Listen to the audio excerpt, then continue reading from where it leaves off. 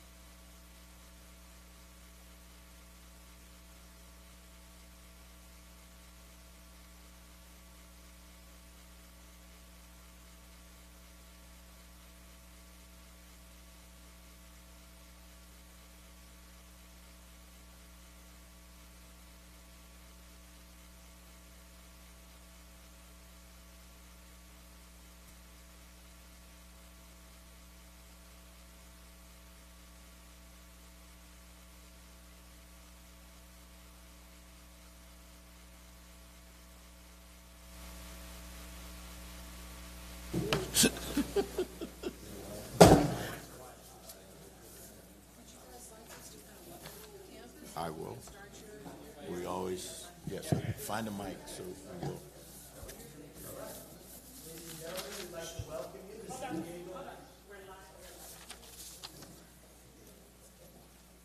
Those on the internet, hello. Those here in person, thank you for being with us today. San Diego Continuing Education is proud to host this event. My name is Carlos Turner Cortez. I'm the president of San Diego Continuing Education. And for those who don't know, we are one of the 4 divisions of San Diego Community College District. We serve approximately 44,000 students per year in career training, high school diploma, There we go. ESL, the longest programming for older adults and those with disabilities, and everything we do is free of charge. In this building, this is our center for information technology and business programs. And at this time, I'd like the Dean of the Business Information Technology and the North City campus to welcome you as well, Dean Michelle Gray. I'm excited that this conversation is happening, that it's been happening for the last couple of years. Thank you for being here. We're glad to have you. I'm also excited because for those of you who are from San Diego, I want you to know more about this campus and the networking and digital media and project management and small business ownership classes that we offer, because they're all free. We're part of the Cisco Academy. We've got students learning mobile application development. We're in conversation with Apple about doing coding classes here. So if you or any of your associates are interested, please stop at the front desk, grab as many pamphlets and folders as you can. We're starting our spring semester next week, Wednesday. There's still a lot of classes that are open, and we'd love to have you. Thanks for joining us, and we look forward to hosting more of these events in the future. Thank you. In terms of our efforts to support this work, we want all folks to know of our new initiative, San Diego Gateway to College and Career. The pilot program just concluded its first year. We have 120 opportunity youth. Those are young men and women, ages 16 to 24, who are disconnected from college and career. We are one of the only opportunities for students in San Diego if they don't successfully navigate the public K-12 system. And so for those of you that are local residents, we encourage you to learn more and to support us as we build out this program. You know, there's 44,000 opportunity youth in the San Diego zip code regions alone. The 120 is a nice start, but we certainly can do much more to support the students we're here to talk about today. Welcome to San Diego Continuing Education, and thank you for being part of this important event. Right. Thank you. My name is Assemblymember Reginald Byron Jones Sawyer Sr. I'm an Assembly member of the 59th Assembly District, and I have the honor of being the chair of the Select Committee of Boys and Men of Color. Normally, I begin the meeting by gaveling down, but I don't see my gavel, so I guess this is now officially my gavel. So this is an official hearing for the California State Assembly. I'm going to turn it over a little bit to my partner in justice, Todd Gloria, who you all know because he's from here. And so this hearing today is identifying the improvements in the status of boys and men of color living in San Diego. I'm really excited about being here at the San Diego Continuing Education North City Campus, NCC, I don't know what NCC means, multi-purpose room. This is a beautiful facility, and everyone here in San Diego should be extremely proud of not only what's going on here with the continuing education, but the fact that we've put in money and efforts to build a magnificent facility. So I want to thank Dean Michelle Gray for welcoming me here today. It's definitely an honor to be here. The Select Committee on Boys and Men of Color, and the reason I like to mention this, had been around for almost 10 years. And the reason I like to mention that, because Sandra Swanson in the Assembly, along with Karen Bass, who was Speaker, and then John Perez, really formed the Select Committee on Boys and Men of Color. Sandra Swanson, who was from the Bay Area, recognized that we were sending far too many African American, Latino, API, and now we've added Native American boys and men of color in the school-to-prison pipeline, and we needed to address it. No disrespect to the President of the United States, Barack Obama, not the one we necessarily have now, but no disrespect to him. California was the first to actually recognize this problem, actually have hearings, and actually start doing things before the Sons and Brothers that were started with Barack Obama. I'm glad he started it, and he started on a national level, but you should all be proud that this discussion started in California, and I wanted to make sure that you knew that. This is my first hearing of this year. We've had 6 hearings. My tenure is every 2 years, so it's 2017, 2018. We've had several firsts. We had our first meeting in San Jose, Seaside, and Oroville. We had our first hearing with a Republican member as the host of the committee. We're not like Washington. We actually talk to the other side and we actually work with them in a constructive way. But most important, which in some ways we should be embarrassed about, but we had our first hearing on Native American boys and young men, which incidentally you need to know was the most watched online viewing of any hearing out of all the Select Committee hearings that we ever had. In fact, it brought tears to a lot of individuals' eyes because it was so impactful. And learning the challenges of Native Americans, I think, were not only very informative, I think it ultimately opened our eyes that we probably needed a whole lot more, a whole lot sooner. And so I am extremely proud to be the chair, but I'm also proud to welcome Assembly member. I know you're used to calling him council member. I only know him as Assembly member Todd Gloria. He's a great ally in the California State Assembly. He actually understands the issues that only impact his community, but other disadvantaged communities. When I vote, I don't even have to look over. I know how he's going to vote, which is the right way, which is for not only for you. When he's in Sacramento, you just need to know all he talks about is making sure San Diego is taken care of. And you should be very, very proud to have him as your Assembly member in Sacramento. And with that, Assembly member Todd Gloria. Thank you, Mr. Chairman. Thank you for those kind words, Mr. Chairman, and welcome everyone to this hearing. I'm glad to see so many familiar faces to share what we've done in San Diego and what more we must do with our chairman. Chairman Jones Sawyer is very kind to say those words. I appreciate him tackling the 5 on a Friday to come down and talk to us. That shows the level of commitment that the legislature has on working on this issue. I'm grateful you'd host this in San Diego. I know that my colleague, Assemblymember Dr. Shirley Weber, will be here soon. She and I are going to kind of tag team today's hearing. You know, when you're at home, you got a lot of demands of your time, but I really want to be here to show the 78th Assembly District's support for this select committee. You wouldn't be surprised that I sought out an opportunity to be on this committee as the legislature's first Native American, Filipino, Puerto Rican assembly member. I feel like I'm holding down the men of color piece pretty good, and I recognize there's special concerns within our community, and that there are structural and historic challenges that we have yet to overcome. But our chairman and our committee have been given the opportunity by the voters of our districts to make some important changes. And as I was chatting with many of you before the chairman came to start our meeting, you know, hearing from you the concerns around mental health, around recidivism, around criminal justice reform, I will tell you that these are issues that we talk about every day in Sacramento, and occasionally we get to act upon them too.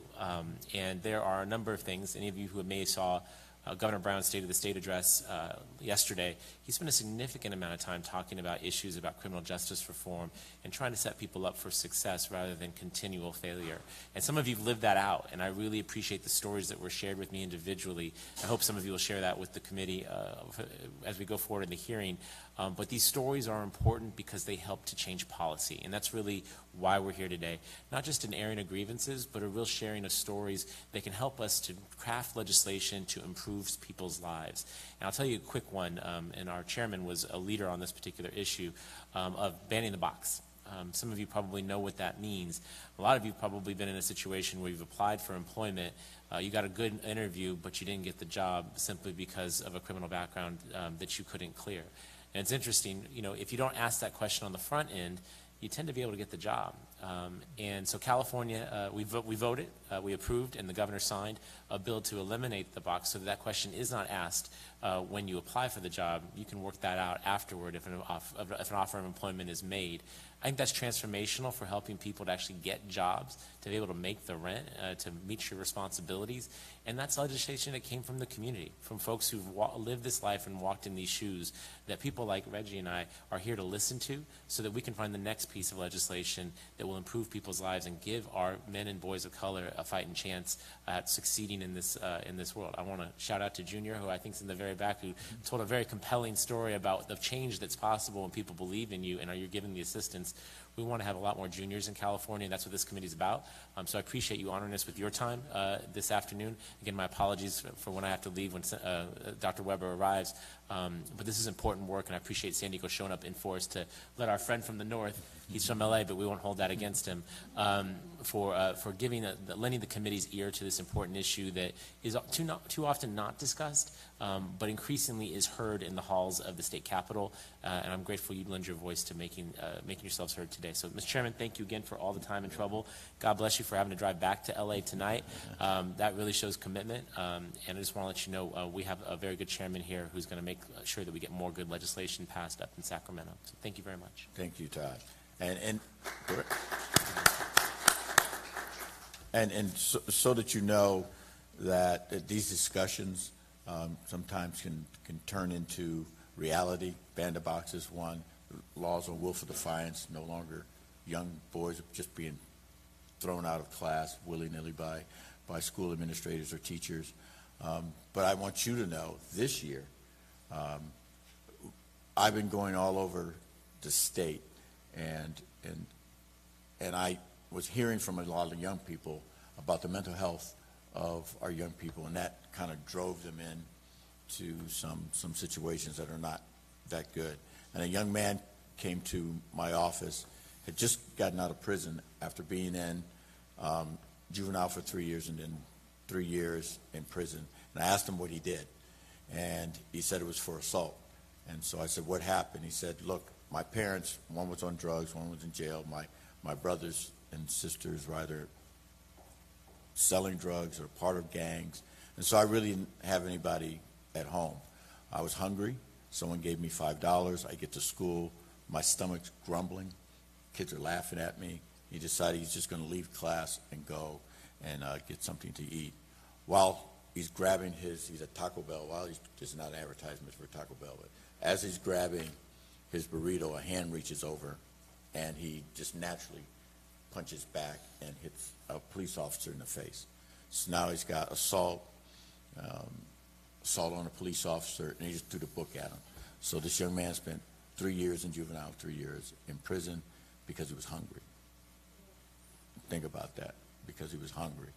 And because we don't have a school psychiatrist, social worker, or anybody that can deal with their mental health needs.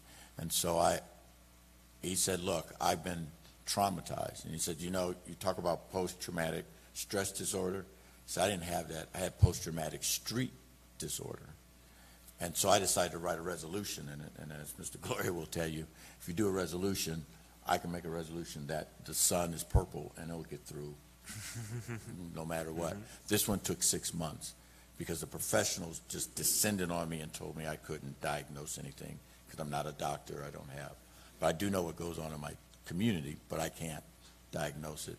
And so they wanted to call it ACEs, trauma-informed care. I said, that's fine, I just need to figure out a way to take care of it. Even though they denied us having $100 million for boys and men of color because of Prop 209, we can't do that anymore. We can't direct funds directly to people of color. And so we decided that this year, after I got the resolution through, that we would ask for $100 million for post-traumatic street disorder to help boys and men of color and girls and women of color who have been traumatized in their disadvantaged communities, to help them deal with that so they can better able matriculate not only through school, but to be able to deal with situations in their communities a lot better. I'm telling you that because we're asking for that $100 million today. Your testimony could be a pivotal example of why we need it. And so that's why it's so important for us to get your testimony. It's so important for us to go all over the state and not just go to LA or Sacramento, that we actually reach out and have you speak to us. And so with that, we'll have our first panel on youth development. I have a Kevin Malone, San Diego Organizing Project, Arthur Soriano, Youth Empowerment, Luis, are we here? Luis Lucio, SIA Tech High, and Ernie Silva, SIA Tech. Let's give them a hand. Should we sit up here? Yes. 1, 2, 3, 4. And you have to share mics.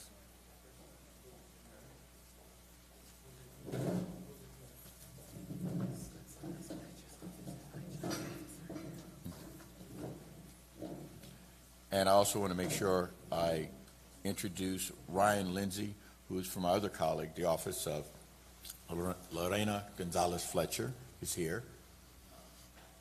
My hand.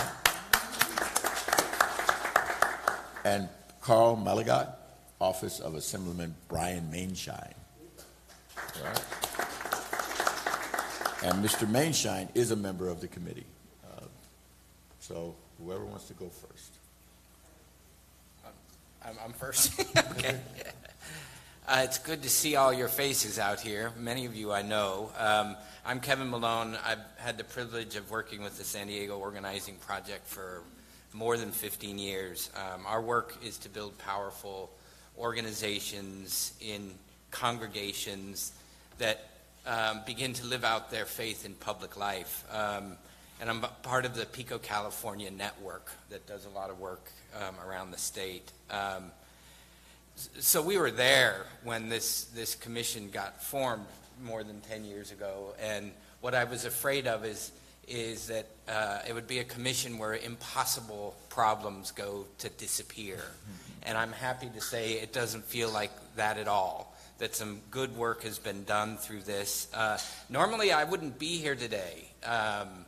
My job is to train leaders and clergy to be the person who speaks. I got challenged by my African American friends to be the face today. because it's important for white allies to occupy this space and name the evils of structural racism and white supremacy that undergirds this entire conversation. And we need to be the ones changing it too. And we need to be in these spaces and be brave enough to say we're not there yet, and it hurts us too. I like what Morpheus from the movie The Matrix said. The Matrix is a cage for your mind. And racism operates like that. We're all in cages. The cages look differently. And we're learning more and more about the nature of that cage through conversations like these. And this one just like noodles me. I can't stop thinking about it. And you all know it because you're experts, and I see so many faces I've worked with out here. But trauma can be passed on genetically. Like, noodle on that for a minute and imagine what we're really up against. This is long-term work, and it burns in me. The last 16 years as director and organizer in SDOP, this has been in the center of our work. The cradle-to-prison pipeline, before people were using that language, I think we were. I'm also here because we have failed. I think we've made some strides in the last decade. So I can remember being in a meeting of criminal justice reform advocates in Sacramento 15 years ago, where I said, the problem is Prop 13, we're disinvesting in communities of color. I got laughed out of that room. I was also in a room where I said, hey, if we don't talk about money bail reform, we're never going to get anywhere. I got laughed out of that room too. People said we can't fight that, and I'm happy to be here to say that we have taken some good strides. And for me, this is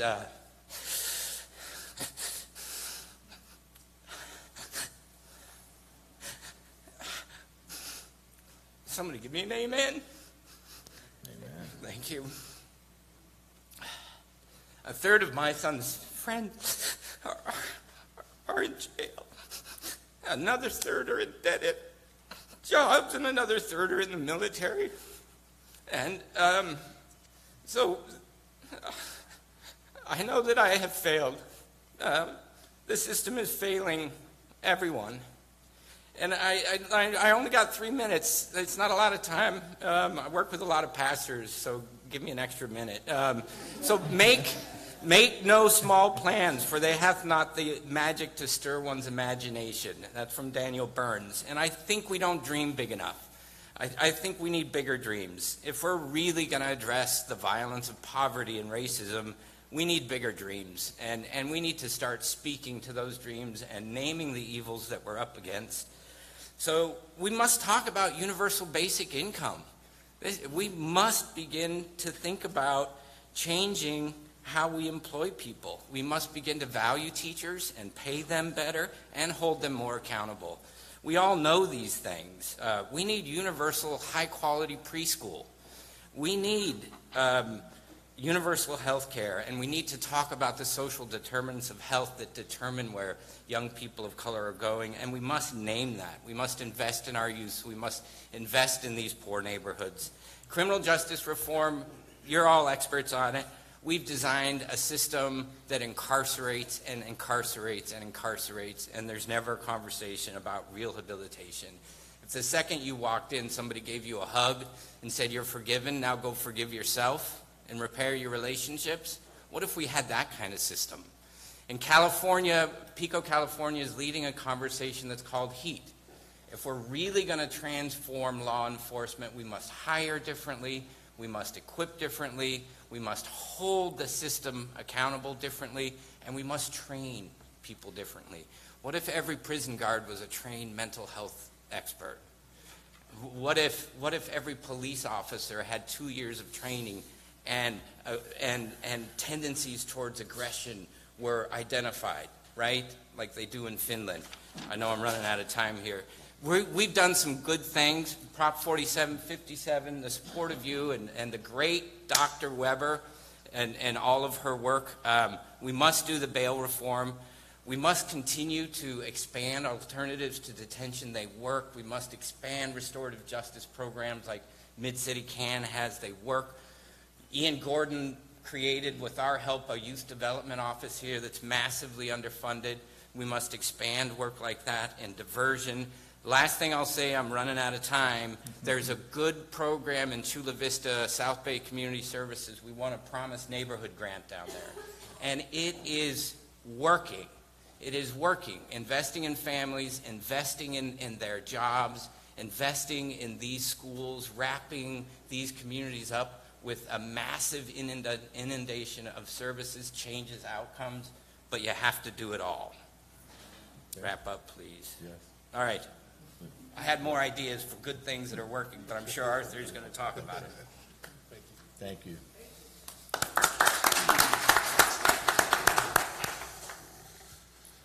I am a boy of color. I am a man of color. I am a boy that was raised in the juvenile justice system, and also a man that was raised in the incarceration prison pipeline. Now, I am a family man. I am a father. I'm a community servant leader, founder of Youth Empowerment. My story began 5 years ago. I got out. I did 14 years straight, went back in, out of the system, in, out, violations, caught 2 other terms. I got out, and I began to work on myself. That post-traumatic trauma, I began to identify it, where did it come from, and I began to heal from it. I had a compassionate probation officer by the name of J. Mack, which is Mindy Mack, Division Chief's husband. And he showed me compassion, he showed me love, he showed me warmth, he showed me opportunity to get on the right direction. I was on AB 109, and I was able to get off in record time, 6.5 months. I discharged my first time being able to get away from the system.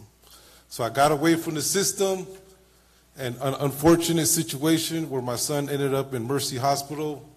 I went, and while I was there, an officer named John Cooksey, which was, he used to work for the Mid-City Police Department, and I seen his compassion, his love that he was showing towards my son, and so I let him talk for like 5 minutes, but he made that connection. And then I told him my story. He invited me to Mid-City Police Department in City Heights, and my wife and I, we took a leap of faith and we walked in there. My nervous system was out of whack. This is the first time I had been to a police department on these terms. But I went. I gave it a shot. So we walked in there, and I seen Officer John Cooksey and Dana Brown, and she wrapped around me and showed me love, compassion, made me feel welcome. Within a month, I was out in the community in City Heights. Every Sunday for 2 years straight with Pastor Jesus Sandoval and I, we were at Peralta Park every Sunday, connecting with boys of color, men of color, grandmothers of color, and just on a grassroots effort of just reaching out to our community. Within that time, we were able to build relationships, but most important, the relationships of the community, the engagement of the community, and met with probation, build relationships with them, the county, the city, and we formed and we grew. And we filed for the nonprofit, which is in the process right now, but our works and our fruits of our labor paid off.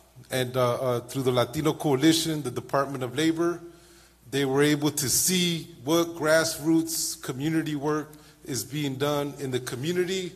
So Youth Empowerment and Project Aware stood out as being 2 grassroots organizations that are working with our boys of color and our men of color. So we began this grant. We were approved for it. We got the grant for a 3-year process, and we work with the population of 18 through 24. So we provide workforce, job opportunity, education, resources for these young adults, and we also reach out to their families as well. But the beautiful thing about it is that before that grant even began, before the salary began, all these efforts were put into the community.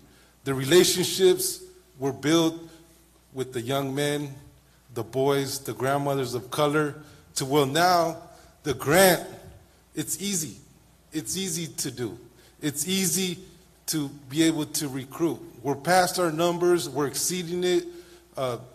These are individual community mentors with lived experience, with records on their jackets, but we're doing it, and we're getting the job done where it needs to be done, and we're reaching out. So all our referrals are community, because for the community, by the community. So there's great work happening in San Diego County, and Reggie and I partner up, which is Latino, African American, coming together to help out our boys of color. So I believe in dreaming big, and at the same time challenging and holding people accountable that need to be held accountable. The leadership that doesn't have that compassion and love how things need to be. So thank you. I healed from my trauma. I healed, and it's all about being resilient. Thank you.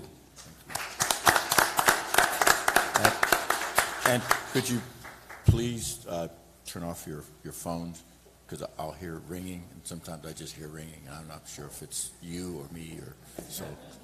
And we also have Stephanie Allen, field representative for Congressman Juan Vargas. Welcome.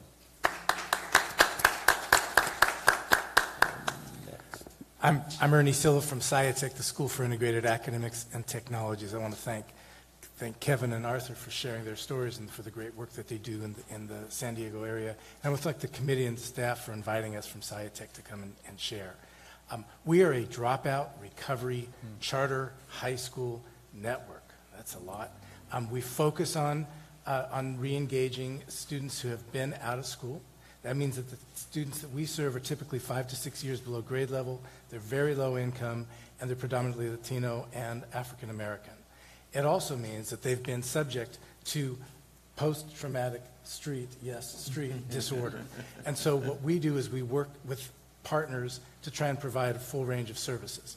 We have 3 locations here in San Diego. We're at the Job Corps, we're in North San Diego and Oceanside, and we're here in the South Bay in Chula Vista. We want to talk about the improvements, identifying improvements, and positive. I'm trying to bring to the positive. Education Code 47612.1 allows schools like mine, in partnership with Department of Labor and other job development agencies, to serve kids that are over 19. And so that's what we do. We have partnerships with the Job Corps and with the Department of Labor and with a number of other organizations. I've got a couple of pieces of paper that I've shared and I'm going to bring out. One is this thing from the Alliance for Excellent Education that talks about the benefits of re-engaging dropouts here in San Diego and the extreme amount of revenue as well as just making lives solid. The other piece of paper is this, I'm going to just quickly mention, is the SciTech graduates page. We have since 2000, we have 9,842 former out-of-school youth who have graduated with our program.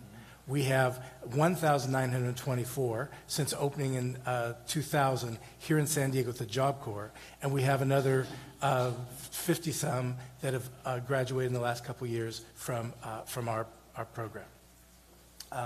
What the other piece of this, and the data that you know is out there, about re-engagement and what it means for the community. Our numbers, that 1,900 and some, means that we are putting back into San Diego region over 7.1 million per year in the gross regional product. It's not just about, it's important, it's not just about building families, rebuilding communities, it's about what we're doing for the economy and for those families. I'm going to introduce Luis Lucio, who's one of our students. Typically, we're serving Opportunity Youth, 16 to 24. Luis came to us at 24, so he's a couple years older. He's 27 now. He's going to graduate this year. We're really excited and really proud of him. He left school before to become the breadwinner for his family. I've assured him that he's among friends. The story that I'm going to give, and then he's going to talk about something else, is that Luis is a citizen. Not all members of his immediate family are citizens or documented. So we're going to kind of let you know that Luis lives on both sides of the border. He has family on both sides, but he's attending school here and he's planning on going to college here. We're really proud of him. and he's going to talk a little bit about how important it is to come back into school and what the school has done for him and what he likes about working in a non-traditional setting. Does that seem like hopefully what you were planning on? Thank you. Hello everybody, my name is Luis Lucio. I am 27 years old. I enrolled into SciTech when I was 24 years old. Mr. Silva said it was back in the 2015. Right now I am about to graduate. There's just one subject to finish, which is graphical design, so that I am this close to finish. Hopefully. Yes, I am going to. So I'm here to talk about SciTech. It is not a traditional school. People like me that has to work almost full-time to pay rent, to take care of the family, doesn't have enough time to be the whole time studying. So SciTech gave me the opportunity to earn credits at my own speed, which I'm so grateful for that, because once I graduate, I'm going to be able to get a better job, a better paid, which is going to contribute to the economy of San Diego, of California. Institutions like this have to continue because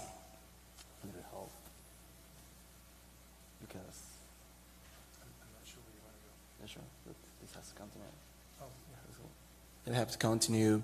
The teachers in there are making a great work with all the students. In fact, I am so glad that I found that school in my darkest hour. I remember that I was looking for a better paid job, but I didn't have a high school diploma.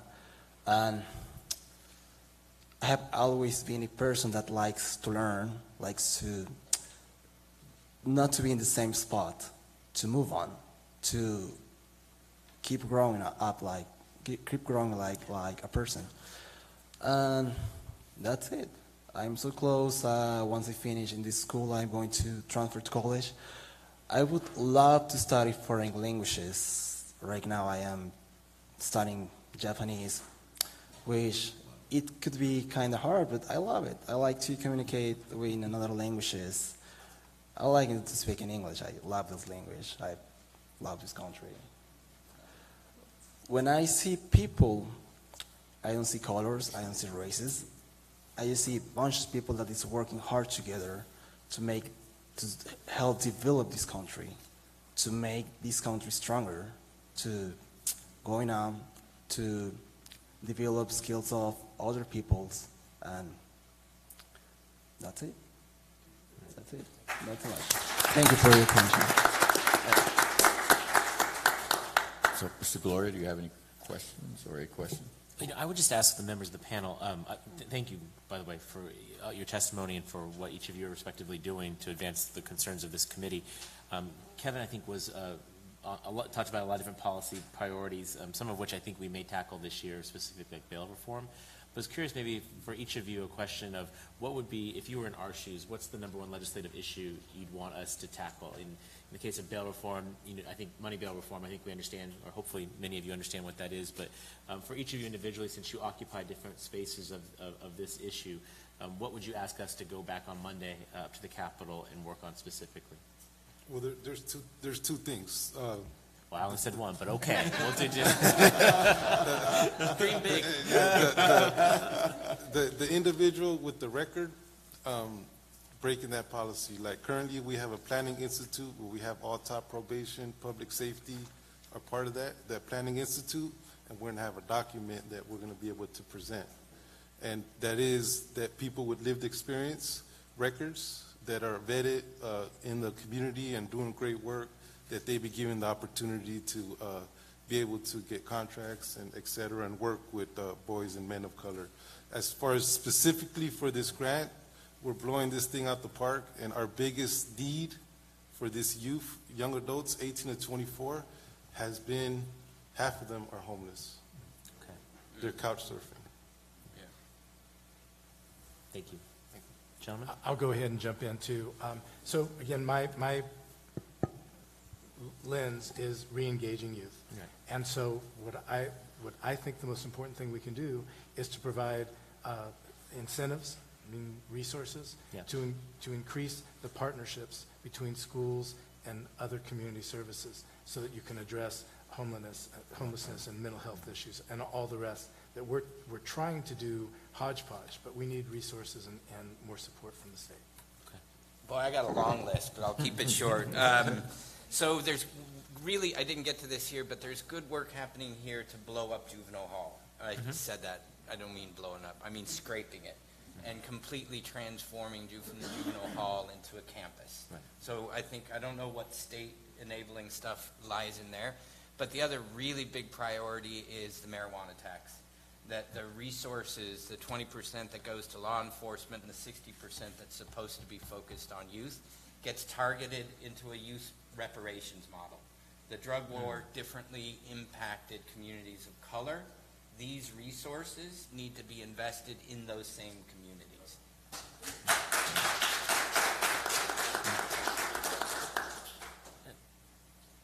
Did you want to say something? Did you want to add? You're good? Okay. Can I have, I'm sorry, one more. I got a long list. But I just want to support Arthur. One of our goals locally is to support emerging organizations led by those most impacted and led by people of color. It is very difficult for these small organizations to find support at the county and the state levels, and we need to figure out how to do that differently. Thank you. And I want to thank our panel, and I'll just leave you with this. The Assembly, I'm the chair of Public Safety. The chair of Public Safety Budget is Dr. Shirley Weber, and our counterpart is Nancy Skinner, who's over both budget and policy public safety. We have a goal, and I've keep recrafting it, but it was something each of you kind of said. And we've been saying that before we leave, we wanted to do something that's never been done before, which is close a prison. That's never been done. We build them like crazy. We build them more than we build universities, but we've never closed one. And so we've readjusted it based on what I'm hearing is maybe we change the facility. Instead of it being a prison, it'll be an education center, a campus, and things of that nature. So I would love to talk to you, each of you, to give us input on as we reduce the footprint of the number of people that are incarcerated because of Prop 4757 rehabilitation. How do we build these new facilities for education, rehabilitation, and homelessness? And so I would love to follow up, if you follow with our staff on this. Again, I want to thank the panel.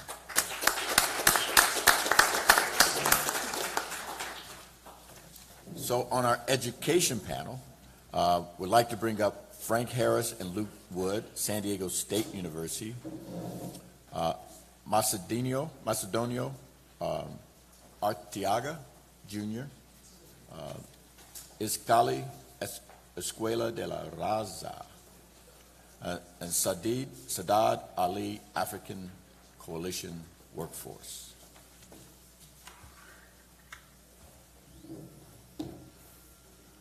I had Frank and Luke first. Harrison Wood, San Diego State. Dr. Weber's former university. Dr. Weber here, I haven't seen him. Not yet. Well, good afternoon. First, I want to thank the Assembly members for convening this panel. Thank you. And I'm joined here with my colleague, Luke Wood. We're both on the faculty at San Diego State University. We co-direct an initiative called the Community College Equity Assessment Lab. We call it SEAL.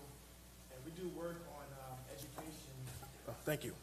We do work that focuses on equity-related education issues that impact the status of boys and men of color, primarily focused on community colleges, but not exclusively focused on community colleges. So we came today to share some of the things we've been learning from that work for nearly a decade, as well as to discuss some potential recommendations and next steps about some things that we can do as a community, perhaps with the support of our Assembly members that are here, to really reverse some of just the perverse patterns of inequity that we see that are impacting boys and men of color in education. Luke's going to start, and then I'm going to pick up after him. So we have a lot of different projects going on in terms of research that we're doing. We wanted to just highlight two that we felt were particularly relevant here.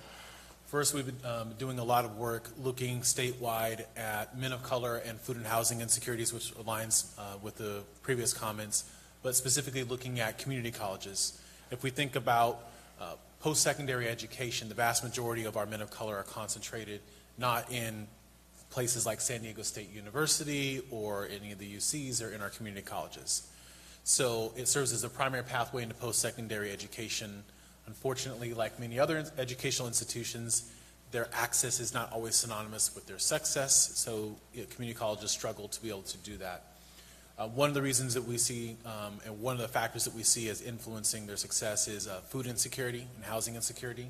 So in our most recent report that we had come out, we found that nearly 23% of black males struggle with food insecurity. Now, there's different types and ways that that can be measured, but what we look at specifically in our work is the most acute form of food insecurity, so students who are struggling with what they're going to eat. And there's different ways in which it's measured, but we look at the most acute form. So we have about, again, 23%, so nearly a quarter, who struggle with that challenge. When we look at housing insecurity, which can include a wide array of things, it can be a student who's homeless, student who's couch surfing, sleeping in a car, sleeping in a closet, in some sort of untenable living situation, we're looking at 48%.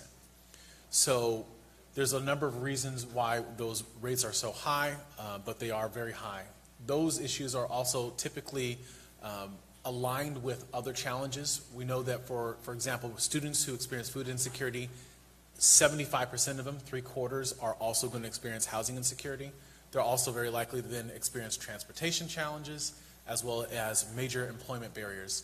So you're talking about a population that is experiencing pretty significant challenges. And one of the things that we do is we go around and we talk with a lot of educators about what they can do to better support their success.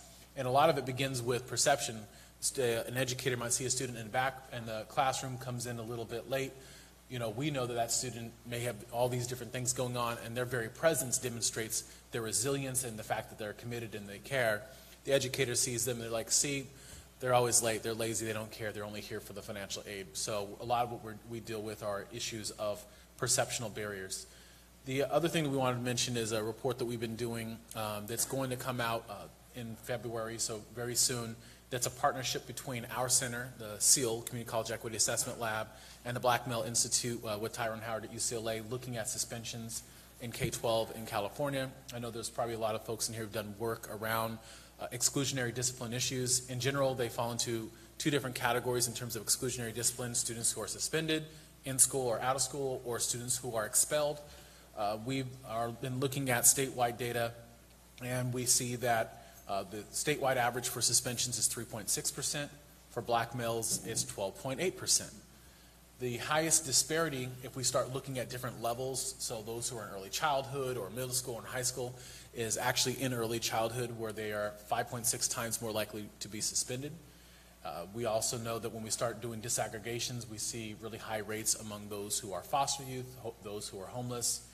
And we also in our report tried to identify places where this is occurring. So if we're thinking about total suspension numbers, the highest places are usually large urban counties. So we're thinking about places such as Los Angeles, Sacramento County, San Bernardino County.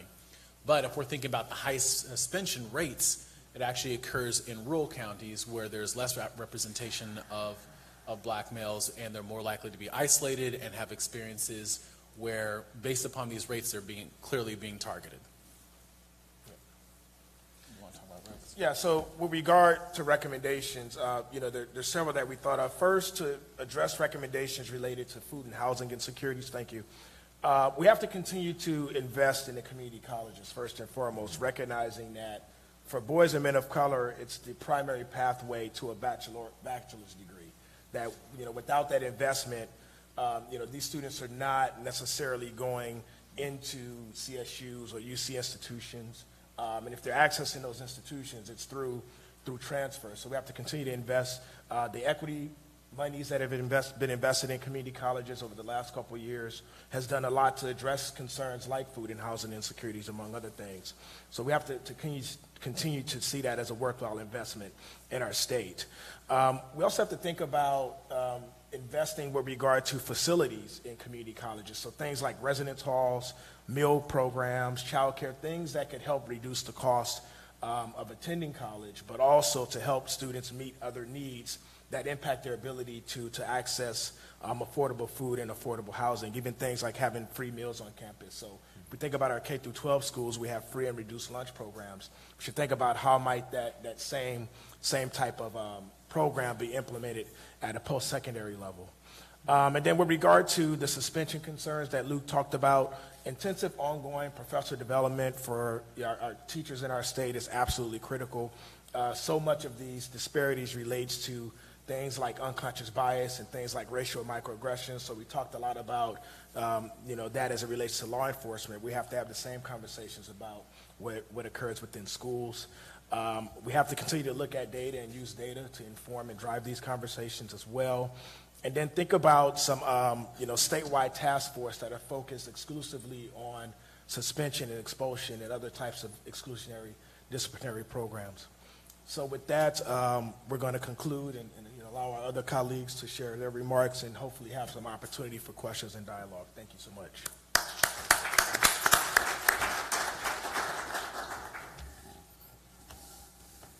Artiega.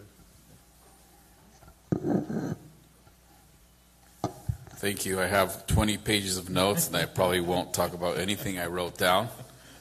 I want to start by saying I was really excited when I pulled into the parking lot and I saw reserved, and I thought it was for me. And there was a young man next to me, and I said, "Hey, is this where we park?" I'm one of the speakers. I said, "No, it's only for the politicians." So maybe next time I'll have a reserved spot.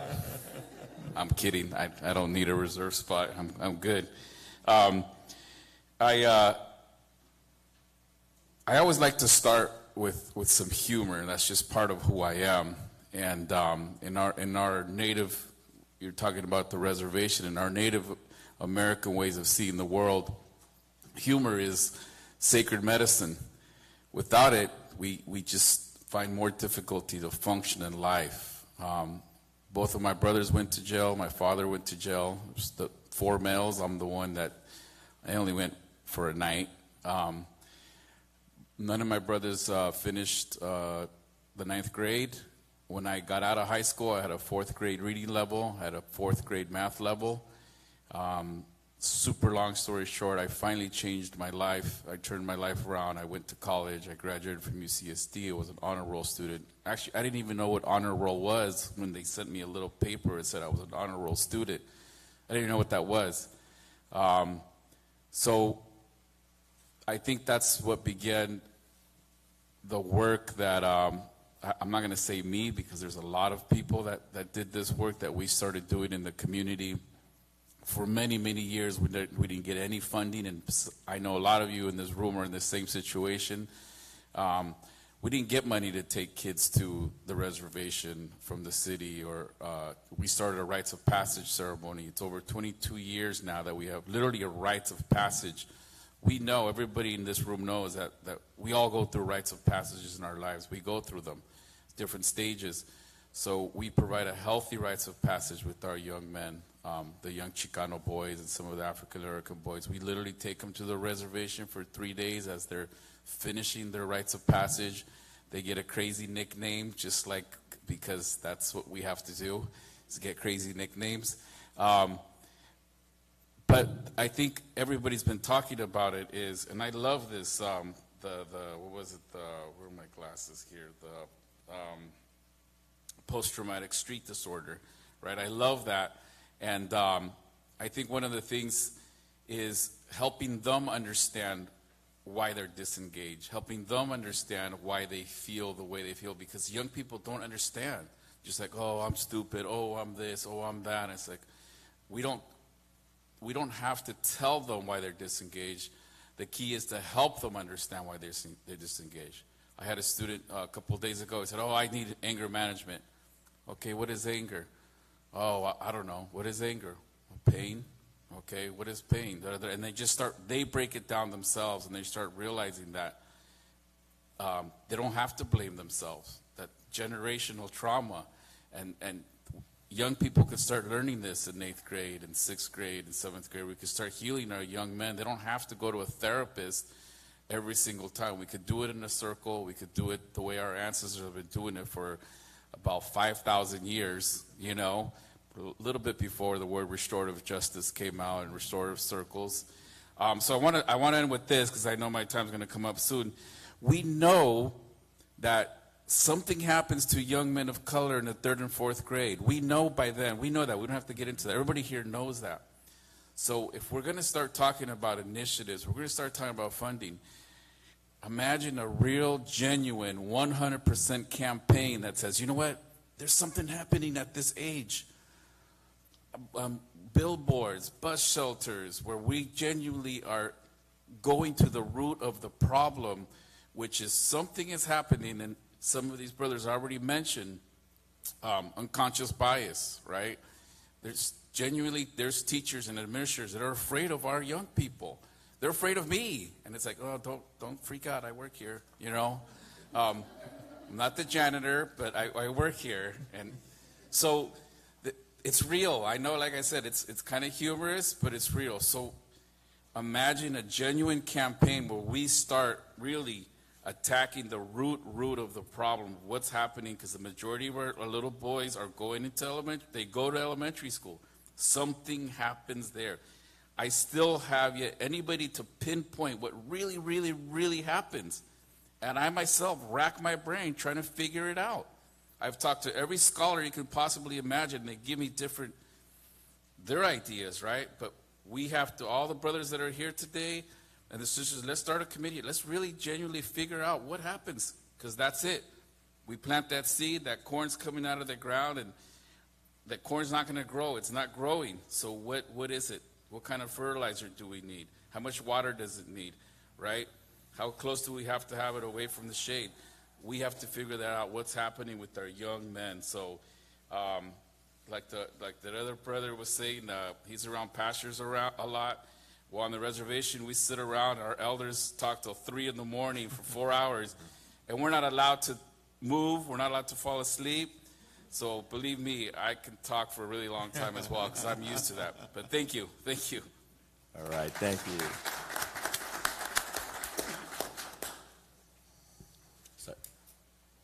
Good afternoon. I want to first thank Chairman Sawyer, Assemblymember Gloria, and give everyone here, give yourself a hand of applause for all the great work you're doing. And special shout out to the California Endowment, Mark Tran in the back, for being one of the honestly one of the best private foundations to take this issue and make it a top priority. So give the California Endowment a hand of applause. So my name is Sadat Ali, and I founded African Coalition Workforce to foster economic growth and self-sufficiency, basically to, underserved populations, so providing job training, employment placement. So we work mainly with refugees and immigrants in City Heights. We also get a lot of college graduates that walk in with, they don't teach you, some of the basic life tools in college. I'm a SDSU alumni also. So despite all the stuff that's going on in the news and in the media, sometimes it's easy to lose hope. That's the the easy route to take, especially talking about boys and men of color. You're talking about the issues with the law enforcement, and forget about education and employment. You have to worry about how to survive in the streets with the PTSD you're talking about, Chairman Sawyer. So there's a lot of issues when it comes to this population, and that includes all of us at this panel, including myself. I came to the U.S. in the mid-'90s at the age of 9 years old. I didn't speak one word of English. I was raised in a single household parent, single mom, with 5 other siblings. So you can see the odds, with the data we all have. Boys and men of color, majority grow up in a single household. With that said, I was very fortunate enough to beat the odds because of, luckily, my mom had a little bit of educational background from back home. So the key to education is, it's one of the main pathways to opportunity. And this panel being about education, I'm fortunate enough to work with high school students right now, providing health career pathways to 2 local City Heights high schools. We try to put the focus on minority high school youth to get them interested in the health field. There's going to be over 2 million health career jobs in the next 10 years. So stuff like alternative pathways where they can go to post-secondary. They don't need a 4-year degree. They don't need to give them the options and the educational awareness saying, hey, there are other tools that you can have to succeed in life. And that's thanks to the support of the California Endowment, some of the great stuff they're doing in City Heights. And so basically, there's a lot of money out there, a lot of money in San Diego as well, but not too many things being done in terms of, there's too many red tapes, politics as usual. Let's be honest with ourselves. If we have the local workforce development in the region who has a lot of money that can easily, fund so many of these great projects in this room. State politics as usual, federal is even worse. So there are, the money's out there.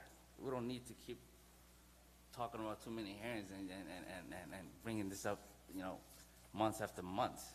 It's just about how do we align some of these great recommendations that were brought up here at this hearing, which includes sustaining the Career Pathway Trust from the state level.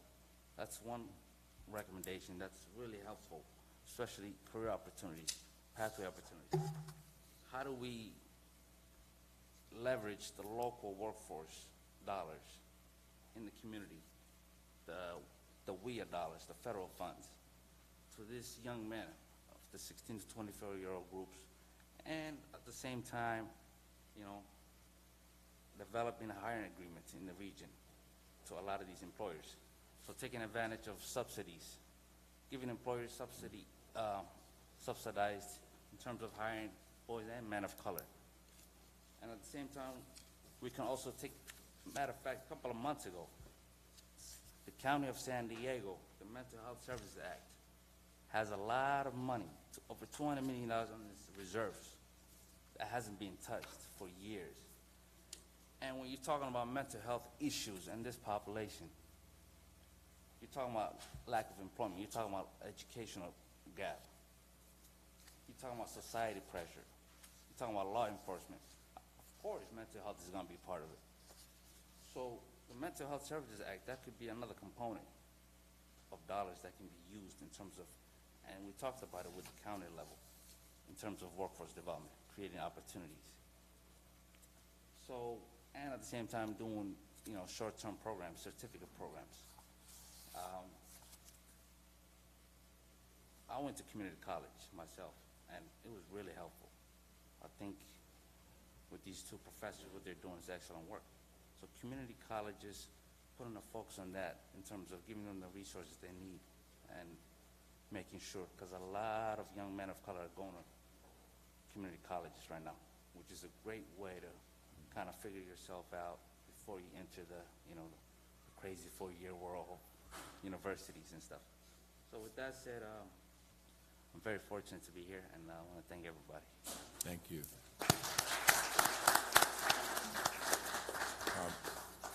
We're now joined by Assembly Member Dr. Weber. I don't know if I call you Dr. Weber more than I call you Assemblywoman, but they both Same work. person. Same person. Would you like to say a few words? No, just, one assumes that when it's in your hometown, it's easy to get to. And it's not, because people assume that you're in the city, so they keep wanting to meet with you. But I'm pleased to be here today, and I want to thank my staff and Mr. Jones Sawyer's staff for organizing this. I don't know if the chancellor has been by, Constance Carroll. Yeah, I met with her earlier at noon, and she was telling me she was going to come by, and that she was very honored that you were in one of their facilities. We have an amazing community college here in San Diego, and great leadership. And so, as the young man was talking about his experience, clearly it's a reflection of the tremendous leadership that exists in San Diego. But I'm just pleased that you're here. This is an important committee that meets regularly, and the issues are important. And many of the issues have actually translated into legislation. And that's why it's important. Sometimes we think these are just committees that meet and talk and meet and talk, but they don't. Mr. Jones Sawyer and prior chairs have taken the recommendations and translated them into legislation, and oftentimes when legislation is in the House, in the Assembly, or various committees, members from the Commission will respond to the legislation as how it's going to affect men of color in the state of California. So I'm just pleased that you're here. Thank you.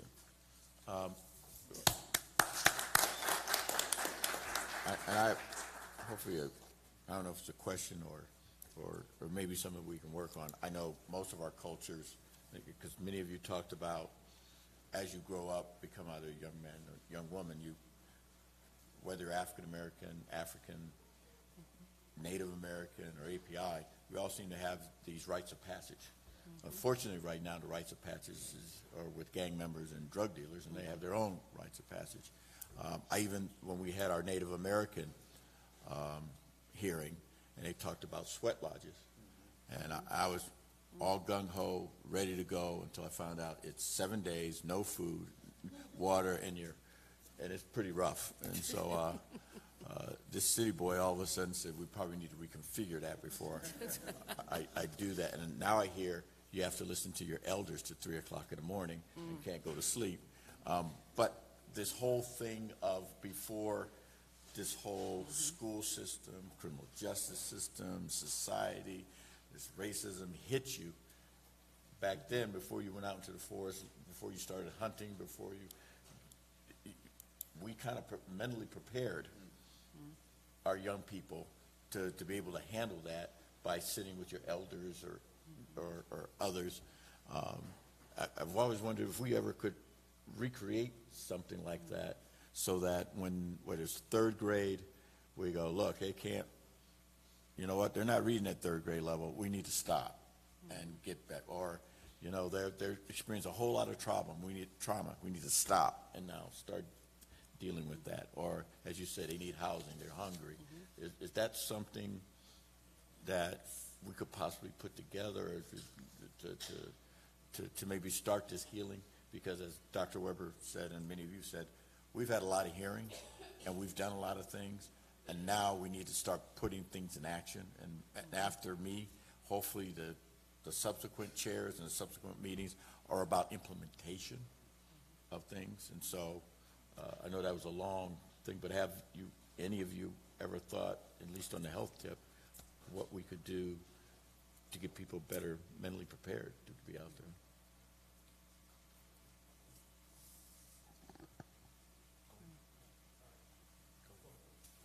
Okay, thank you. So what you're talking about, really briefly, is we have a national group, 2 of them. One is called the Wisdom Keepers and the National Compadres Network. The Wisdom Keepers is a group of African American males, Native American males, Chicano males from all over the country. We've been meeting for about 3 years now, and before the National Compadres Network's been around for over 20 years, and we have been implementing these rites of passages throughout the country, right? And now we are working with African American males and even some of our own tribes to bring back these rites of passages, a healthy rites of passage, which helps to deal with all the issues that we've been talking about. So there is a model. We actually did a presentation to President Obama.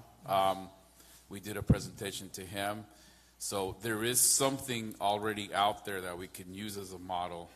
And I'll end with this. For such a long time, actually, I get really excited, like, oh man, I get to actually sit with some men that are doing amazing work, because a lot of times you feel so lonely working with young men because the resources are so, excuse me, they're so minimal, and a lot of times it's just you by yourself, and you know, you're out there trying to hustle, trying to get a little bit of money for this, or you're taking the kids to eat, and your wife's like, why'd you pay for the food, man? You know what I mean? It's like,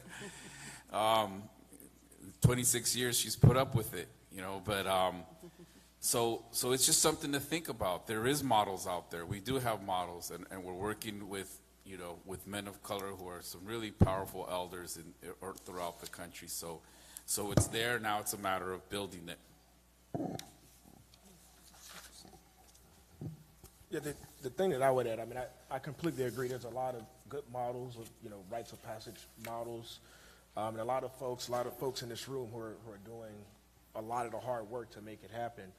Ideally, we can sort of get to them before they experience the trauma, right? So we can do a better job of holding educators accountable, holding systems accountable, because, you know, in many ways, I think a lot of the trauma is preventable, but we don't have good systems or good ways to hold folks accountable for serving young men in ways that would prevent them from experiencing the trauma. I mean, a young man shouldn't have to, you know, be traumatized going to school. You think about that. But, you know, so many of our schools now do a better job of preparing young men, you know, better job preparing them for prison than they do for life, you know, in the workforce and so forth. So I think it's, you know, you've got to sort of address it on both fronts, if at all possible. Continue to support the programs and you know, honor and acknowledge them, but also not at the expense of holding actors and, you know, educators and police officers and these systems accountable for serving them the way that they should. Thank you. Yep. Okay. Let's give another hand for our panel.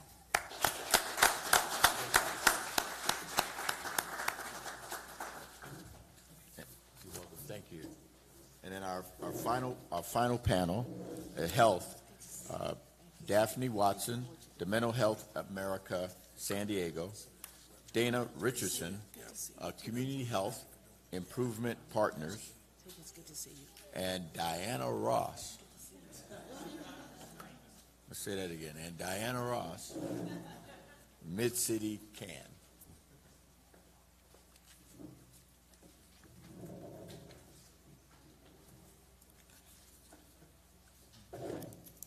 Daphne, would you like to go first? Well, I feel it's an honor to be here today to speak to our assembly members and the audience about the needs of boys and men of color. Because as it relates to mental health, we know that 1 in every 5 adults and 1 in every 6 children have a mental illness and suffer from emotional trauma. For youth of color, that number is even higher, because they experience in their exposure to trauma in their homes, in their schools, and in their community just propels them to live a life with many mental health challenges. I've worked in prisons, I've worked in communities, I've worked with many individuals in various settings, and I recognize that many boys and men of color receive mental health services either through prison or through institutional mental health institutional settings. Very little of these individuals receive the spectrum of prevention, early intervention, outpatient care, and very little innovative care. So we really need in San Diego to really change how we do business related to these individuals and really provide quality services. And I am pleased to say that San Diego is on that pathway, because we are trying some innovative approaches. A few key programs I actually run myself, and you see the gentleman with the father-to-child shirts out there. Those are individuals who many have come from incarceration. They've gone into a fatherhood program, which is really relational and mentoring, and it has changed many of them. In talking to them, you see how the program, even though they at first didn't think it was going to be anything, made a tremendous difference in their lives. We also have we're providing alternatives to care alternatives to detention program, where we work with kids who may be early hitting the law enforcement to really divert them from long-term involvement with the criminal justice system. And I also have now therapists that are going to homes, working with probation youth and families in their home, so that we can address not only the issues that the children might be facing, but all their family members, their siblings, and really help them develop a quality mental health in their home. But really, that's not enough. We know that we're only at the tip of the iceberg. We hear oftentimes people talk about having courageous conversations when it relates to race or individuals of color. But I'm here to say we need to have courageous action, not just conversations. Because oftentimes those conversations really just highlight the problem, but they don't begin to address it. So what does that mean as it relates to our funding, our policies? We have to make them culturally relevant. I oftentimes sort of cringe when people say cultural competency. Well, that's for you internally. But cultural relevance means you have to externally be able to relate to the people that are in front of you. And unfortunately, many of our programs, our services just don't do that. We tag people as unresponsive, when it really is that we didn't respond. We didn't deliver appropriately. So we have to really make sure that the services, there are dedicated services for boys and men of color. In our program, A Father to Child, these men are trained by other men. We also help them to see what can they do with individuals of their own race. How do they relate to each other? So we've had fathers, men who were older men, training younger men, teaching them how to drive a car, some of them, helping them find jobs, many of them, helping them just to understand how they can relate to their wives or girlfriends. And you know something, we did it with a little bit of money, but we've served over 700 men of color. So it really has made a difference. Now, we're one program, but there are many programs, or we should be expanding these kinds of programs in a relational way. It works. So I really encourage us to really, all of us have to be a part of the solution. And we have to do it in a way that's really meaningful. And really, men of color have often been forgotten. Our services, mental health services, are not really geared to really helping them in the positive way. And we have to change that.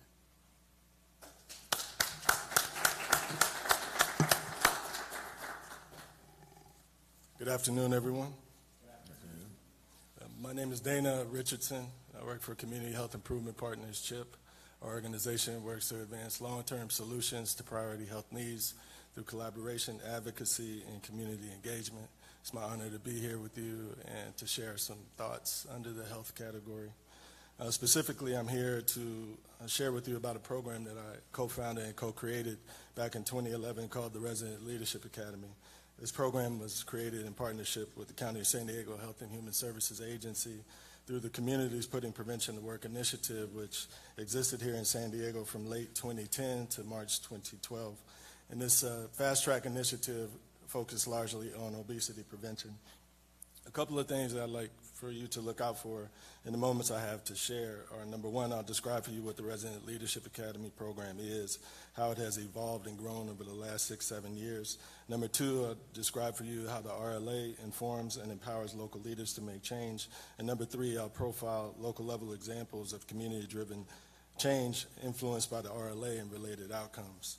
So the Resident Leadership Academy is a 10-session curriculum-based public health leadership program that teaches residents from underserved and underrepresented areas how to become a health advocate for a lifetime, especially as it relates to addressing the issues of public safety, healthy food access, and increasing the quality of physical activity opportunities in underserved neighborhoods. As far as the curriculum itself, the curriculum-based training was intentionally designed as an educational journey that will ultimately lead to facilitating the self-determination and mobilization of residents from underrepresented neighborhoods across San Diego to address their own public health issues and concerns. The curriculum begins with orientation to the environment an overview of community building principles and the social determinants of health. In this nucleus of learning, we're building a foundation for action and the participants' general understanding that it is the environmental, social, and economic conditions that exist in our society which are largely culpable for the disparities and inequities that exist in our community. We believe that environments matter and that we're essentially products of our environment and that health happens in neighborhoods. From building a foundation for action, we move on to profiling for participants a number of evidence-based, public health-focused strategies for the neighborhood's consideration of which strategies will work best for them and the development of an action plan for improving their community's health. These sessions include safe, walkable communities, crime prevention through environmental design, healthy food systems, land use community planning, and leadership advocacy and policy development.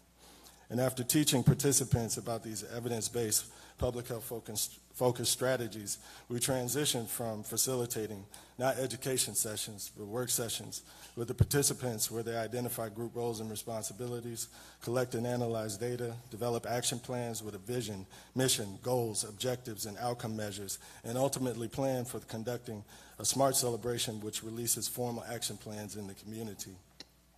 Now that's just a high-level summary of a process which usually takes about 10 to 14 weeks. But please know that with the RLA, we seize every opportunity to harness and ingrain in the minds of participants that health happens in neighborhoods and that environments matter.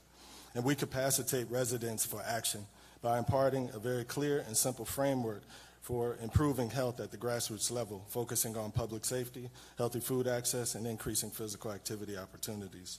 We believe that by first beginning with a fundamental and basic understanding of how to improve health at the grassroots level, that the community naturally becomes more fundamentally prepared and poised to address issues which fall outside of the scope of traditional healthcare services and Western medicine.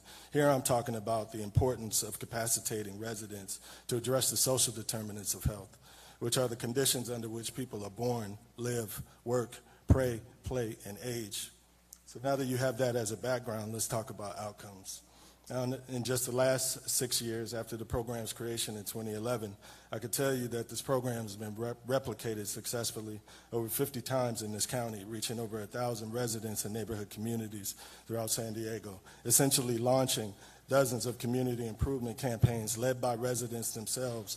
And some of these examples include reclaiming parks from the threat of gangs, violence, and other illicit activities through park surveillance and reporting, limiting alcohol outlet concentration and presence of dispensaries in marginalized neighborhoods, building community through creating and maintaining community gardens in sections of the community which were formerly blighted, advocating for joint use agreements with schools and park-poor neighborhoods to encourage physical activity opportunities, just to name a few.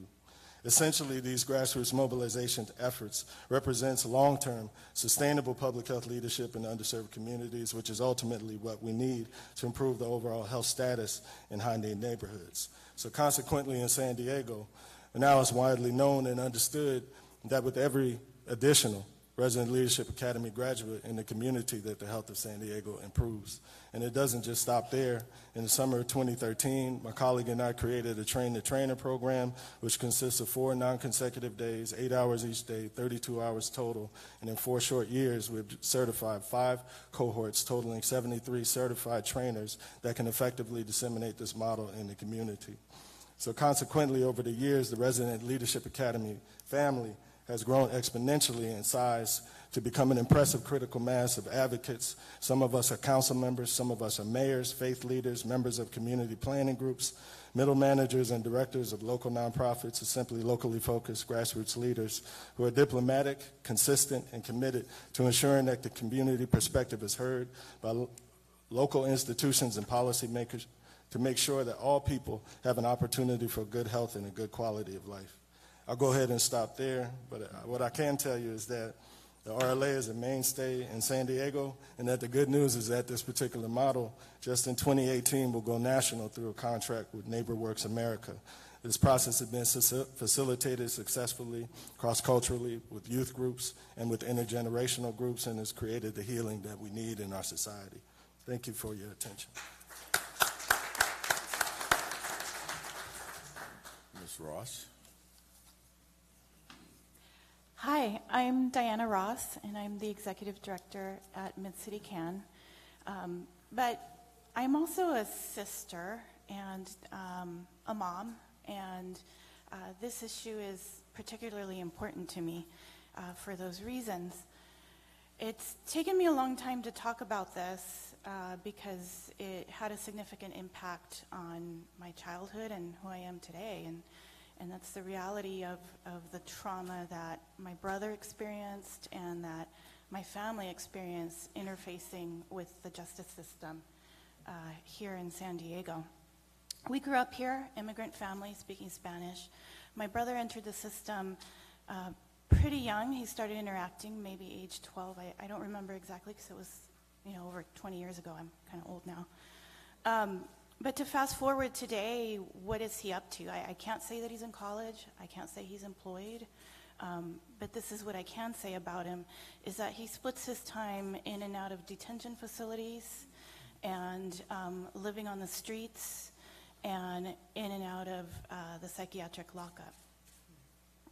And now I'm a mom, and I have a 3-year-old boy, and we still speak Spanish at home, and it's hard for me to look at him and think of what happened to my brother and wonder if this could happen to him, even though I would try my hardest, just like my mom did, to keep him out of the system and on path to being a strong adult. So we've done a lot. I think just the fact that this exists and that we're talking about this today and that arrest rates are going down and that we're having these courageous conversations, as Define would say. But it's not enough because the trends still show that my son, who's a biracial child, is probably more likely to be on track to the path that my brother was in the 80s and 90s than on a path to career. If I could say one thing, the power of our great state government is that you have the power to enact massive systemic changes and to hold people accountable for implementing them. I would urge you to create policies that institutionalize restorative alternatives in the juvenile justice system as well as our schools, because we know that something is not working there. I would also urge you to ensure that the money that's designated for youth development resulting from Prop 64 goes truly into youth development. Because if you were to ask, and Dr. Weber, I know you know this, if you were to take a look at how money like that might be used in San Diego, it's more likely to be designated to law enforcement.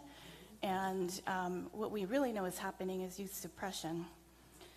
Also, with your great powers of influence, I would ask you to urge local entities with their own taxation measures resulting from Prop 64 to create their own youth development funds and make sure that those resources and that money goes into early childhood education, because as some of my colleagues mentioned, we know that around 3rd or 4th grade, something happens. The Education Synergy Project has done their research, and if you look at where San Diego invests their greatest amount of money, it's not in early childhood education. Health cannot be unlinked from this pattern. We know that kids who end up in jail or miss a lot of school have an increased rate of drug use, HIV, tuberculosis, other diseases, injuries, violence, PTSD, trauma, and I could go on and on. Those two things are linked, and there's a myriad of studies that say so. In San Diego alone, while arrest is down, African Americans and people of East African descent in San Diego continue to lag behind. 23.7 out of 1,000 people, youth, continue to be arrested, but in communities of color, it's 87.6 for African Americans and people of African descent. It's 27.2 for Latinos and 12.4 for white. And when you adjust for population, what that means is overrepresentation in the system and less time in school. And this is scary to me as a mom and as my brother, and because of what happened to my brother. If you ask my brother and you ask what his health problems are, he has all of these. He's constantly injured the few times a year that I see him. He uses drugs to self-medicate, and there are significant mental health issues that go without treatment. Programs like restorative justice and early youth development have demonstrated significant positive impacts on some of these health outcomes, including making sure that kids go to school and get on pathways to career. They've also demonstrated, and we know this from our own local study in San Diego, that recidivism is significantly lower with kids who go through restorative programs. So it's 12% versus 20 to 60% in the traditional system. Victim satisfaction is up, and trauma and health outcomes increase. So again, I think we've done a lot, but we have a long way to go, and this would be my wish list if something more were to be done.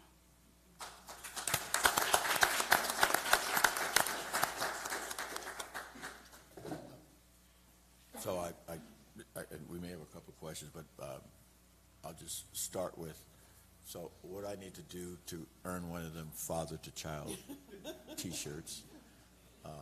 We'll get you one. Okay. We will definitely get you one. You have to be a man of your word first. I know. You got to start with, how do you become a man of my word, and then move on. So,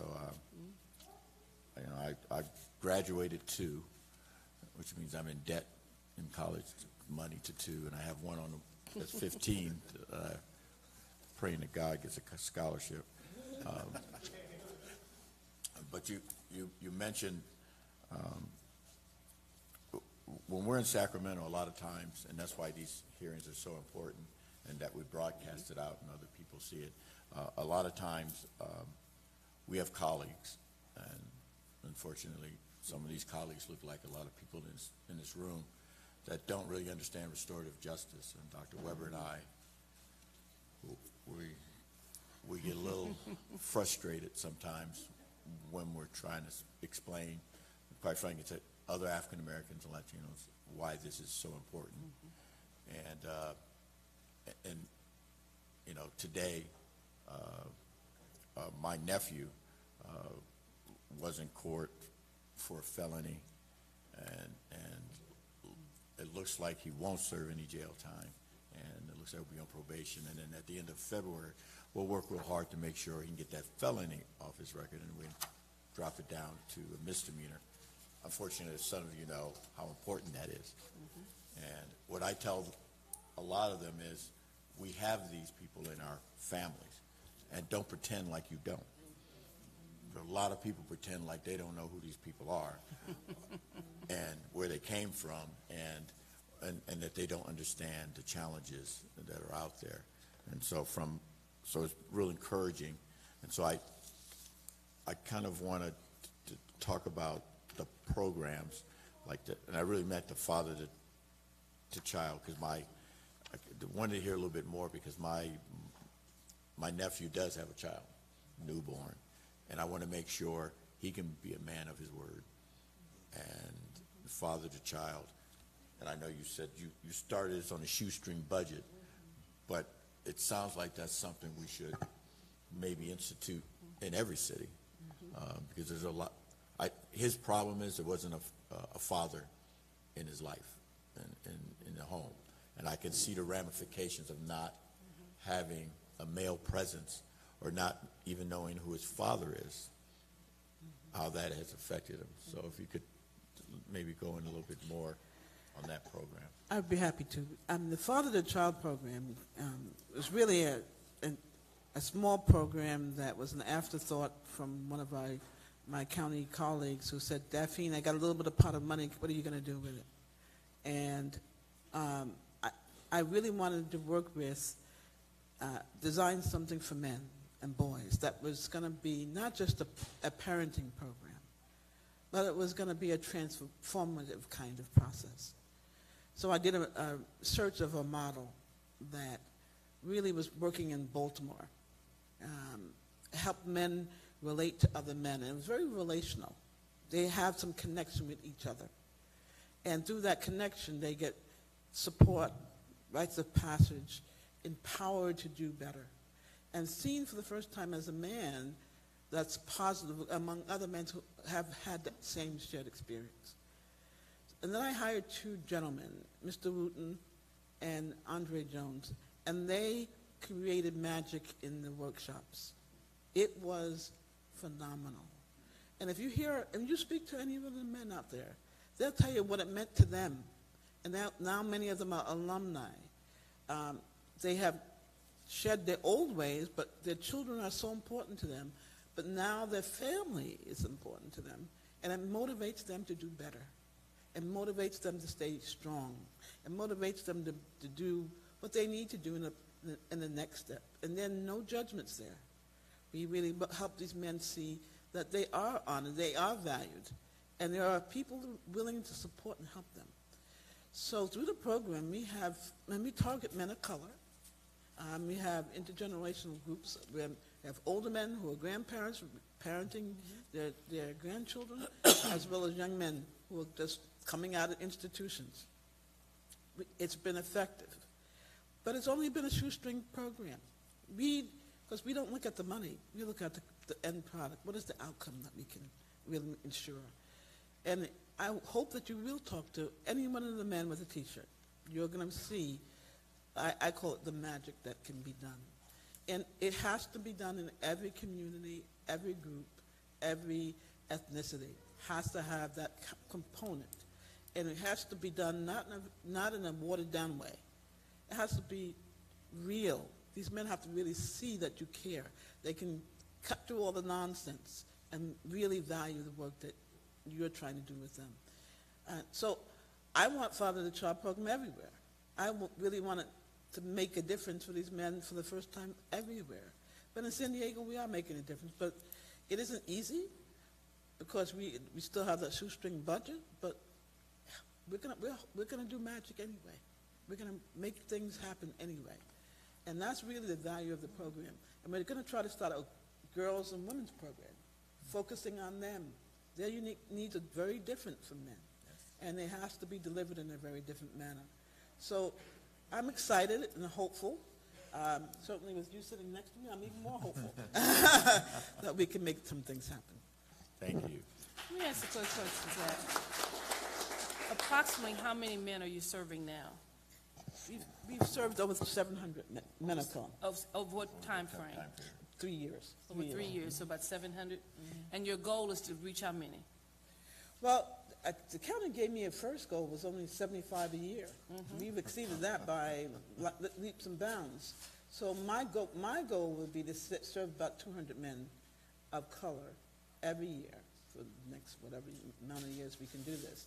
Because there's a level of intimacy in the groups. We don't have large groups of men, so they can really relate and share with each other. We have a curriculum that is really designed to really empower them and motivate them to share with each other and also speak about those things that were secret that they wouldn't share with other people.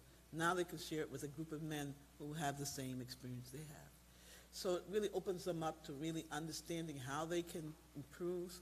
That's why we don't have any females teaching the class. We have it from men teaching the class. We also have men who have been in their shoes. Some of our trainers have had been incarcerated themselves and can share. We also have a gentleman who retired from the county. He was a bailiff who came to the program, so he sees it from a different vantage point and brings that to the group. So it really does work.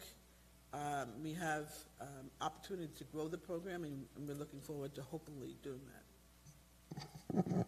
So what is your budget for the program? We started off at $50,000. We're at $250 now. It's not even as big as budget does. I know. No, it's not a lot of money. I was asking that. I mean, I chair the budget for the public safety, so these issues are underneath my jurisdiction. So it would be helpful if there are proposals to come forward, because we do have the ability to fund things. And this is obviously an important project that gets beyond us just giving money to the county and then they figuring out what they want to do with it. I've been kind of opposed to that. I'm more into because it never seems to trickle down at a fast enough rate or in any significant amount. So I'm more into finding things that work and helping those things to grow, because then that's a greater dividend coming back to the state with regards to it. And I think we are very interested in, I've read of many of these programs in other states, maybe in Pennsylvania or Philadelphia somewhere, and they really are good programs that do work. And I think we're looking at the state level, a lot of trying to figure out how do we prevent recidivism so that folks who have been incarcerated don't go back. And part of it is the connection and the commitment they have to the families that they left behind, and figuring out how to relate to them, because then that adds meaning to their existence outside of the institution. And so our governor is committed to trying to figure out things and programs, and I am too at that point committed to making sure that the dollars we put into communities actually address the issues that are there in a very positive and effective way. So I'd be interested in seeing what your proposal looks like hopefully in the next week or so, sending it to my office, because we are in the midst of creating the new budget for this year. I'd just like to share one. I was talking to the chief probation officer in San Diego, and he was saying how they have some wonderful programs. And one young man had been in and out of prison, and he finally got really acclimated to the programs within the prison. It was in juvenile hall, but he was afraid to go home because his home environment was the same as when he left it. So they're keeping this young man inside because he really feels more comfortable there than at home. And not because he needed to be confined any longer, but the environment in home was not well. So we really got to do different types of work that really strengthens and allows these young men and women to even succeed even in the community setting.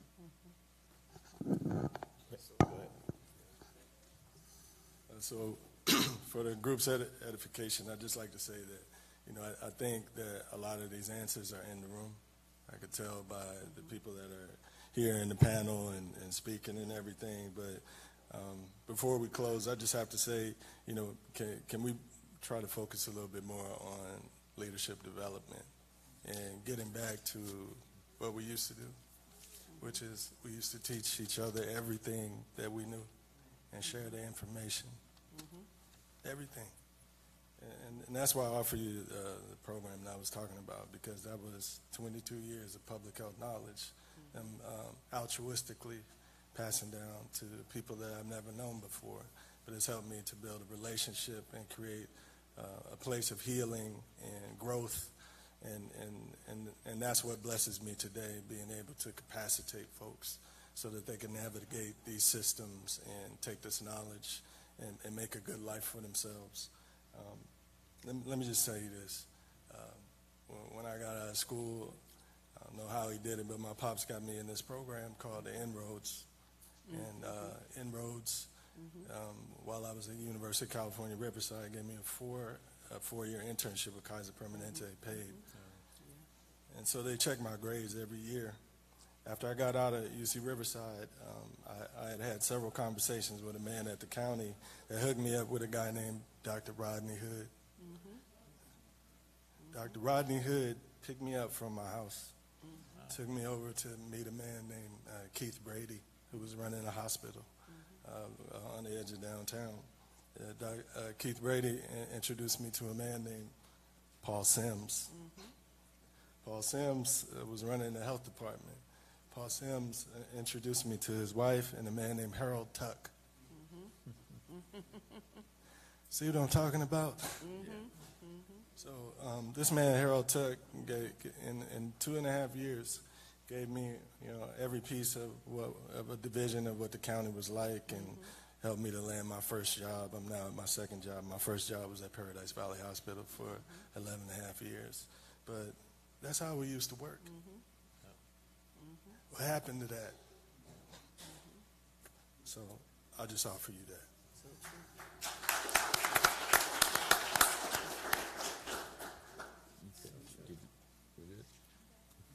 Could you give panel one more round of applause? And thank you. And now we have time for public comment. So if you want to make public comment or ask a question, hopefully we can answer it. This is a public meeting, so we give the mic to you to make a public comment. My name is Ryan Dr. Rising. This is a beautiful panel. I've been locked up since age of 12 years old. And I went through the school to prison pipeline. 6 years old, they told me I had ADHD. They turned me into a drug addict. Gave me Ritalin, gave me Prozac, and I became a guinea pig. And they started testing all these medications. By the time I was 12 years old, they threw me in juvenile hall and locked me up. That was my school needs. That was what I dealt with all the way through school. Put in a resource room, all that. So by 12 years old, I'm locked up, and I'm going through the juvenile system. And like he said, the young man that didn't want to come home, I didn't want to come home. That was where I felt comfortable at. I was safe. And so I became institutionalized. I got out at the age of 32. What's saving my life, it's kind of funny, right, is education. I'm going to San Diego City College, and I'm building my life now, and I'm building a career. And so education kind of like hindered me in my growth at a young age, taught me that drugs was the route to live and function correctly. But now education, higher education, is saving me, and so that I don't go back to prison. I'm a part of a nonprofit called Inspired Innovation. It's a brand new nonprofit organization that's about helping those who are incarcerated enroll into college before they even come home. And then once they get out, we're out here in the community of San Diego, and we're mentoring each other. We have the blueprint for what they need to become successful through higher education. And so I love the father to child. I love all these different things that are happening in our community out here because they're necessary. Because like the gentleman kept emphasizing, we need to get back in the business of building each other up instead of breaking each other down for profit. And what's been happening for way too long is we've just been casting each other off to make money. And in the pharmaceutical industry does it, our criminal justice industry does it. It's all about profit anymore. And so all these people are just being left broken. So it's up to us in the grassroots out here in the community to actually come together as one, unite, and build each other up. And so I love this conversation. This was beautiful, and it's a great honor to be right here in front of you and just sharing my story with you in hopes that we can come together and we can get these solutions rolled out, and we can save these kids' lives that are being thrown away at 6 years old. Thank you. Thank you.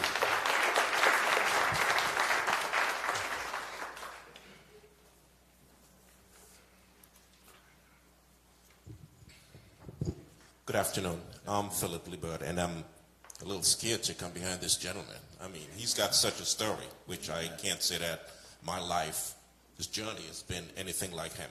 But I wanted to just say something briefly. Thank you, Dr. Weber, for doing this. Thank you, sir.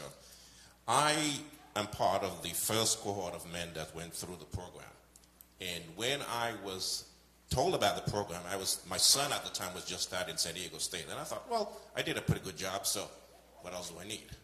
And I've learned so much from that program that even though it's been more than, Daphne, you said 3 years, but I think it's more like 5 years. Okay? And so it's been such a source of education and inspiration for me that even though it's been many years, I still come back. And most of the men who have been through the program, they continue to come. And you could just tell by who's here. And this gentleman here, he can get to people that most people cannot get to. Everyone wouldn't please stand.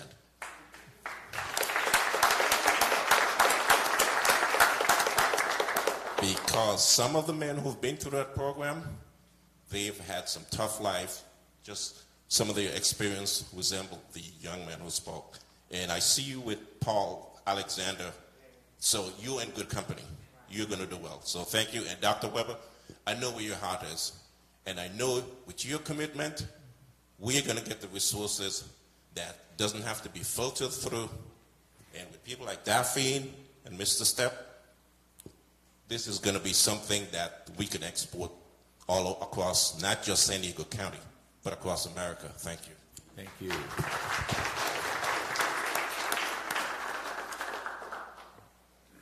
Any more comments? Okay. Yeah, I just want to thank those of you who came. I know that the staff had put together a wonderful group of persons on the panel who had a lot of information. And I'm just really pleased that you took time to come and share this information with us. Mr. Jones Sawyer is quite an advocate for boys and men of color in the state and works very hard to make things happen. It is imperative that we do take charge, that we do take charge and want to, because as someone has pointed out, we have all the answers we need. It was interesting as I listened to the young man talk about all the folks that helped him. He's talking about all the leaders in San Diego in the area of public health. I mean, you've met them all, Mr. Tuck, Mr. Sims. All of those are friends of ours who for the years, and of course, Cecil Stepp is here, who has always been a pioneer in the area of social service and public and probation here in San Diego. So it's good to know that these folks are still around and that they're able to help, and they have always done that. And we just have to make sure that as they retire, that we fill their positions with individuals like that. Paul Sims is ill now, rebuilding himself. But his wife is still a strong health advocate in San Diego, and he is too. And we all still rely upon Paul for good guidance and information and help. So I just hope that we look at those positions where they're there and make sure that if some of them are retiring, I don't know if Harold is retired Tuck yet. I know he's scheduled to. He did retire. That's what I thought. He's a longtime friend. He and his wife and family are good friends of mine, and I knew he was supposed to retire. And so when you start talking about that, then you have to make sure that we try to fill those slots, that we make sure there are people in those positions who not only have the job to do what they're supposed to do for the county, but understand that their responsibility goes far beyond the definition of that job, and to really work to build those communities and to use their resources to pass it on to someone else. And I hope we are looking for people to do that, because that becomes extremely important to us, that we have that institutional knowledge that is transferred from one generation to the next. So I want to thank you all for coming. It's always good. Our communities, I gave a presentation the other day and said, probably the most organized community on the face of the earth is black people. Didn't I say that the other day? We are some organized people. And when we have a problem, we may not have but $2, but we start trying to solve that problem, and we try to bring other folks along. And we're all in so many organizations, yet those things are really, really important, because it's when we give up that things go bad. But as long as we're trying to make our churches accountable, our social service organizations, our fraternities, our sororities, the clubs that are in our community that have benefited from quality education and experiences, but yet have a commitment to the grassroots. It's only when that happens do we actually make progress. And I'm committed to taking my position that I have in the Assembly, making sure that we encourage those activities, that I work with those organizations. And as chair of the state budget, the budget for public safety, to make sure that we really get to those organizations and those places that really make a difference. And so I hope you will use us as you have good ideas and things that are working that don't feel like Sacramento. It is 400 miles away, but it's not that far. That there's always phone calls and faxes and emails, and when things are working and working well, we need to duplicate them and replicate them throughout the state, because we really want to deal with this issue of how do we build capacity in our communities, and how do we rescue lives rather than constantly rebuilding them. How do we build them from the beginning? Because that's the best thing to do. So I want to thank you all for coming. I appreciate you being here and all the good information that you've given us and the work that you do and continue to do in this community.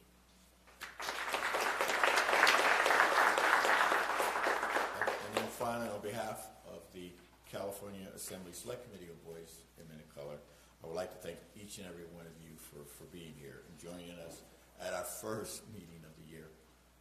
I'd like to first thank Assemblymember Weber and her staff for hosting this today. I can guarantee you that the information that we heard here today is going back with Dr. Weber and I to Sacramento to share with the other members of the BMOC and our Assembly colleagues to help draft our agenda for the upcoming year. Our discussion today will help us identify the suitability and effective programs that we, as a state, need to maintain, duplicate, expand, and fund to help improve the outcomes of our boys and men of color. So I would like to invite all of you to join me and the Select Committee on Boys and Men of Color and be unapologetic about the work we have to do to improve their outcomes. Enough talk. Let's get it done.